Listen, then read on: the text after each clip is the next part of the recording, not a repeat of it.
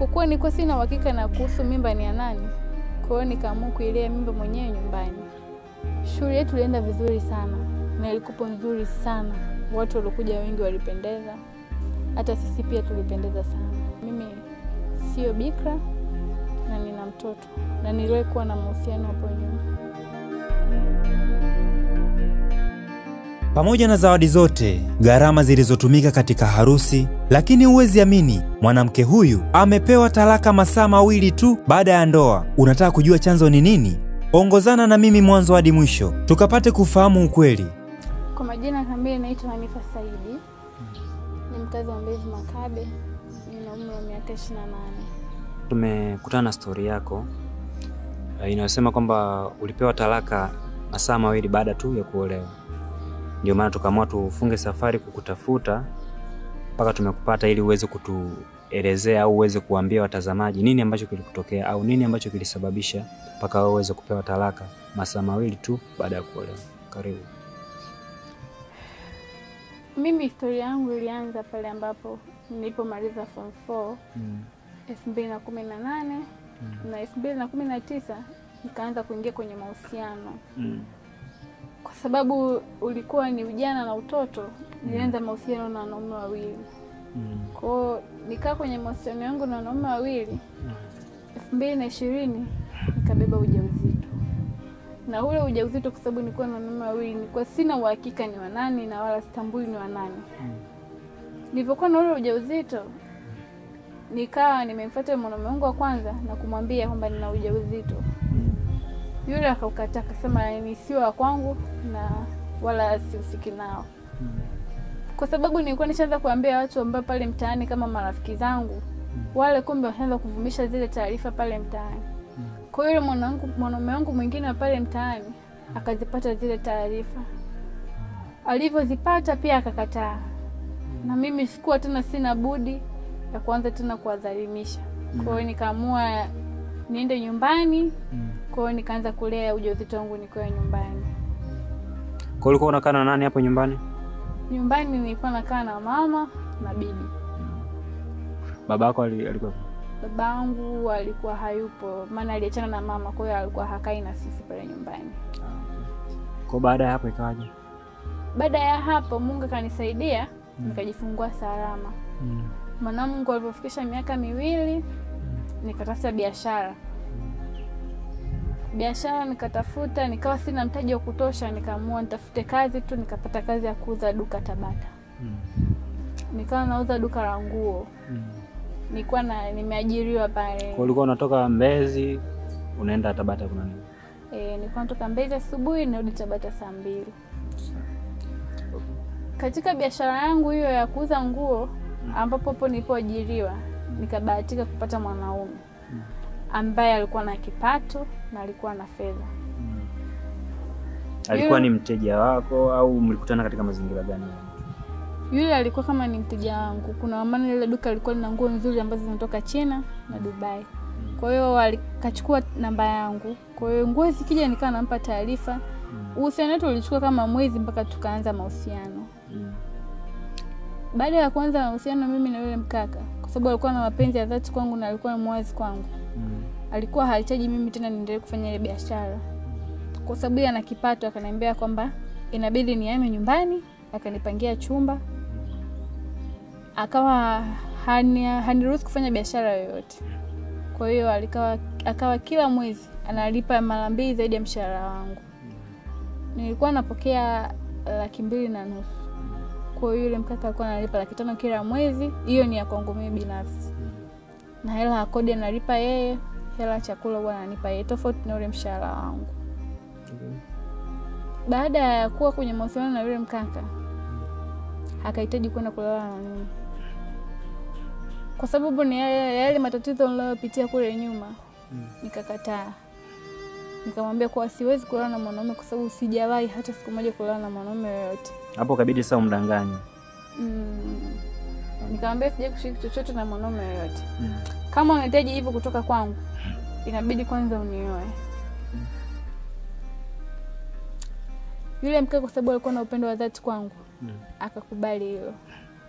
Akaniambia baada ya wiki 2 nitaenda kujitambulisha kwenu na wewe nitaenda kukutambulisha kwetu. Alitokea kunipenda sana na mimi nilipenda sana, ile nilikuwa naogopa yesije akanitokea kama yale ya mwanzo. Kwa ulikuwa kama na uoga fulani hivyo kwa unavyosema. Nikaamua niende kwanza nyumbani nikawape taarifa kuwa nimepata mchumba anahitaji kunioa. Lakini huyo mchumba sijamweka wazi kama nina mtoto au mimi nimeshawahi kuwa na mahusiano yoyote. Nyumbani hawakuliafiki hilo. Badala yake yani nyumbani uliwaambia kwamba wewe yani uliwaambia kwamba umemwambia mwanaume wewe ni bikra. Ndio. Mungu akalipokeaje? Nyumbani hawakuliafiki hilo. Nyumbani wakaniambia kwamba sipasi kumdanganya yule mwanaume. Kama ana mapenzi yetu kwangu, inabidi nimwambie mapema kabla hajaja kujitambulisha nyumbani wala kabla sijafunga ndoa. Mimi sikuafiki mawazo yao. Kwa hiyo mimi nikaendelea na ule msimamo wangu kuendelea kumdanganya yule mwanaume. Na ulikuwa unamdanganya wewe kwa lengo gani sasa? Kwa sababu yale mambo niliyopitia kule nyuma, nilikuwa najua bado wanaume kama wale wa mwanzo. Kwa hiyo ndio maana nikaamua kwanza nikiingia ndani ya ndoa ndio nitaweza kuzaa na mwanaume vizuri na kuanza maisha mapya vizuri. Sitaki nitokee kama leo nitokea mwanzo. Kwa sababu yule mkaka alikuwa na mapenzi ya dhati kwangu. Akakubali kunioa. Ndipo nikamchukua yule mkaka, nikamtambulisha kwetu. Kwetu walimpenda sana kwa ukarimu wake na heshima zake. Na mimi pia nikaenda kujitambulisha kwao. Kwao pia wakakubali na siku ya pili baada ya mimi kwenda kujitambulisha kwao wakapeleka posa nyumbani. Kiukweli yule mwanaume alikuwa na fedha sana. Na ndugu zake walikopo ni wanahela sana. Kwa hiyo shughuli yetu ikapangwa, ikafanyika katika ukumbi mkubwa wa gharama sana. Vitu vya kifahari tulipewa vingi sana katika hiyo sherehe yetu. Watu wengi mashuhuri walikuwepo pale. Yaani uliamini kwamba sasa haya ndo maisha yenyewe sasa nilikuwa nataka. Ni kweli kabisa. Na nilikuwa na imani kabisa baada ya ndoa nikimwambia mume wangu aizuelewa. Shughuli yetu ilienda vizuri sana. Na ilikuwa nzuri sana. Watu walikuja wengi walipendeza. Hata sisi pia tulipendeza sana. Ikafika saa 6 usiku, ikanibidi mimi na mume wangu tuhame. Tuende katika hoteli ambayo alichagua yeye mume wangu, ni ya kifahari sana, ambayo ipo Masaki jijini Dar es Salaam. Tulipotoka hapa kwenda huko honeymoon katika hiyo hoteli ya kifahari, mida kama ya saa 7 ambayo tumemaliza kuoga, tupo kitandani tunafungua zawadi. Nikaamua nimweke wazi mume wangu. Kwa sababu ndo kashakuwa mume wangu na nikiangalia na upendo wa dhati kwangu. Nikataka kumpa historia ya maisha yangu. Sasa kwa nini usingesubiria labda mkae kidogo ndo uanze kumpatia hizo story pekee? Hapana, nisingeweza kusubiri kae mwezi kwa sababu kashakuwa mume wangu. Na alichokuwa nakihitaji nikamwambia subiri mpaka tufunge ndoa. Kwa hiyo muda ulikuwa ushafika. Kwa hiyo nisingeweza tena kumdanganya tena wala kukataa tena. Sikuwa na sababu tena. Ndio maana ikanibidi niweze kumwambia ukweli. Hapo ni masaa mawili tu. Ni masaa baada ya kutoka na kukuona nini? Ndio. Nikaona huu ni muda sahihi wa mimi kumwambia mume wangu ukweli. Kwa hiyo nikaamua nimweke wazi mume wangu ukweli kwa kumwelezea kwamba mimi sio bikra na nina mtoto na niliwahi kuwa na mahusiano hapo nyuma. Kiukweli mume wangu alikasirika sana. Alichukia sana. Na kuniambia kwamba mimi sifai kuwa mume wake, kuwa mke wake kuanzia siku hiyo. Na akataka kuondoka pale hotelini kwa hasira na kuniambia kwamba talaka yangu nitaikuta kesho asubuhi nyumbani kwetu. Baada ya kuniambia maneno hayo makali mume wangu na kunifokea sana pale chumbani, akaniacha na akaondoka kwa hasira. Wewe sasa baada ya kukuambia hivyo uli react vipi sasa? Kiukweli niliumia sana kwa sababu hisia zangu zilinituma tofauti. Nilipokea tofauti. Niliumia sana kwa sababu nikajiona kwamba nishaharibu mpango mzima wa maisha yangu. Kipindi hicho kazi kule ulikokuwa unafanya ushaacha? Na ile nyumba ambayo nilikuwa nimepangiwa nilikuwa nishairudisha kwa sababu baada ya ndoa tukitoka honeymoon tunaenda nyumbani niende nikaishi kwake. Sawa. Kiukweli iliniuma sana. Sana. hakutarajiwa iwe vile. Ikafika asubuhi, nikarudi nyumbani. Nikaikuta talaka yangu kweli kushafika pale nyumbani. Kwa hiyo nilipoikuta talaka nyumbani nikajua kwamba ndio mwisho kabisa maisha yangu. Kila nikimpigia hakawa hapatikani. Kiukweli niliumia sana. Sana. Pole sana. Kwa sasa baada ya hapo, wazazi wako, yani bibi yako na mama yako wenyewe walireact vipi na? Kiukweli walinilaumu sana kwa sababu waliniambia kabla. Niliumia sana. Kwa nini sikusikiliza pia mawazo yao? Ningesikiliza pia asingenikuta haya yote. Je, ulijaribu labda hata kumuomba msamaha? Pengine wewe mwanaume labda kujaribu kumuomba msamaha, pengine angeweza kubadilisha uamuzi wake na mkaendelea kuishi? Kiukweli nilijaribu sana. Lakini hakutaka hata kunielewa na kuniambia mimi sifai kuwa mwanamke stahili katika maisha yake kwa sababu mimi ni muongo. Na sasa hivi huyo mwanaume unapata taarifa zake, labda ameshaoa labda, au huna taarifa zake zozote? Hapana, sina taarifa zake zozote kwa sababu alihama kabisa Dar es Salaam. Kwa sijui wapi yupo kwa sasa. Okay. Kwa hiyo unaweza kutuambia nini ambacho sijakuuliza mimi? Mimi nawashauri wanawake wenzangu wasiwe waongo katika mahusiano yao. Ni bora mtu umweke wazi kuliko kuficha na kuja kuyakuta kama yalonikuta mimi.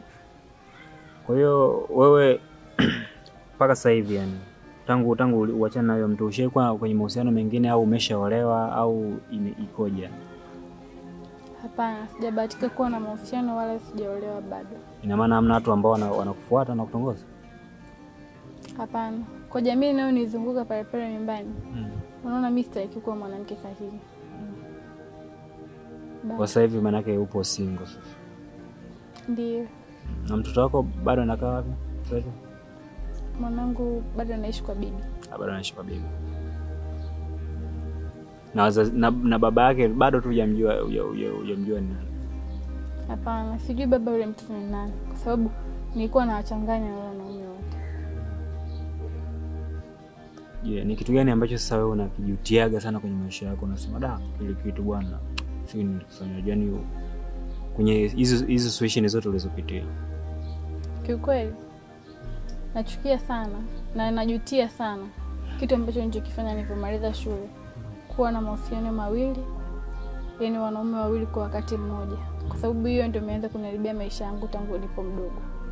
Mpaka kanipelekea kuzaa mtoto ambaye hajulikani babake ni nani mpaka leo. Na pia kumdanganya mwanaume, kutokusema ukweli wa maisha yangu. Najutia sana hivyo vitu katika maisha yangu. Kwa sasa hivi unatamani kuwa kwenye mahusiano? Kiukweli natamani kuwa kwenye mahusiano na mwanaume sahihi. Ila bado ndo hujampata? Ndio. Mpenzi mtazamaji wa Iconic, hakika umeweza kujifunza vitu vingi sana kupitia story hii. Na mimi sina mengi ya kuzungumza.